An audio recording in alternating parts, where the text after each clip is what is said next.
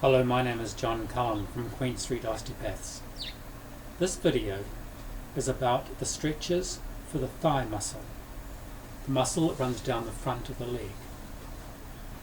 I give out this exercise regularly, and I find that people seldom do this one satisfactorily. This exercise is really important because it's the tight muscles down the front of the leg that will often anteriorly rotate the pelvis and prevent people from getting a good balanced core. In the thigh muscle, it's often called a quadriceps muscle because there are four parts. There are three large parts, the vastus lateralis, medialis and intermedius. And then the fourth part is a very long muscle which runs from the kneecap right up to the pelvis, past the hip joint, which sits about here. The rectus femoris muscle is involved in the two parts of lifting the leg and straightening the knee. And the large muscles in the lower leg are there to extend or straighten the leg only. So this upper muscle is sometimes referred to loosely as the deep hip flexors, and these exercises should be very similar to those quality exercises given for those muscles. The most common stretch that people do for the thigh muscle is a leg stretch. So they grab their foot, pull themselves back, and then to stretch the front of their leg. This exercise has a number of weak points. It is not a strong focus on the muscle in the front of the leg, and it also creates too much sway in the low back, and this is problematic for some people with a back issue. The correction I suggest to people is they grab their foot, let their knee come forward till their core is organised, classically with a flat tummy, and then gently pull the knee backwards without arching the low back. And with all these stretches, there will be a period of 20 seconds with medium pressure or until the muscles let go. So please do not rush these things. For younger people under 25, they can often pull on a muscle and say, stretch or die, and the muscle stretches. But after 25, people need to negotiate with their muscles a lot more. After about 20 seconds, you may find there's a general release or softening in the muscle. So at that point, you can extend the stretch to a second point or to do something different.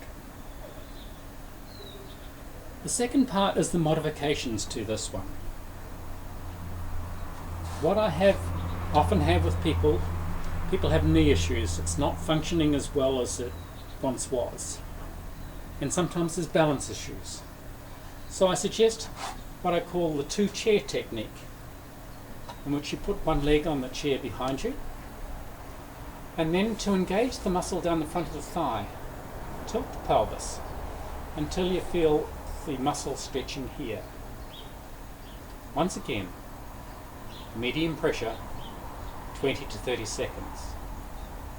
The advantage of this one here, balancing off a chair in front, is that it helps you stabilize for any weakness that may be going in one of the ankles. And also that this chair behind, that can be any height you like. And if people have a lot of knee issue, they can put it on a lower surface. Because many people cannot pull their heel all the way up to their back of their back. So once again, medium pressure, 20 to 30 seconds until it's released. A variation on that, when people are becoming a little more adept, or if that's not getting an engagement enough, I suggest putting a leg up on a higher platform, and then once again, just as long as it's comfortable there. Occasionally there's a little bit of a ping in the hamstrings. I'm not too sure how to avoid that. having your foot up in a stable position, then tilt your pelvis, and then you'll find some engagement with the muscle to stretch up the front of the legs. And you can vary this. If you want some more pressure, you can bend the other knee, drop down further, or you can, with your core nicely engaged, tilt backwards, and that engages the rec fem muscle going down the front of the leg. Just cut this short for demonstration purposes. The third classic exercise is the lunge.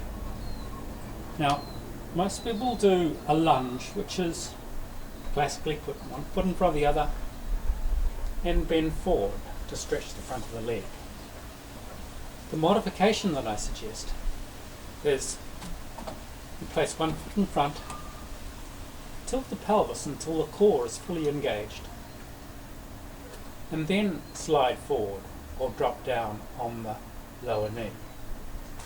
Now, for the purpose of this exercise, you may modify with what you're doing with your back heel. It can come off the ground. We'll still get this part of the leg. So once again, medium pressure, 20 to 30 seconds. The other variation that people do on this style of one is a kneeling lunge. And this one here, people are kneeling on the ground and they push forward. The modification I suggest, kneeling on the ground, balancing the core, and then sliding forward. With all these ones, until you get used to it, it feels like you're not really doing what you used to do. And you aren't. You're doing it correctly, which is oftentimes a little more difficult.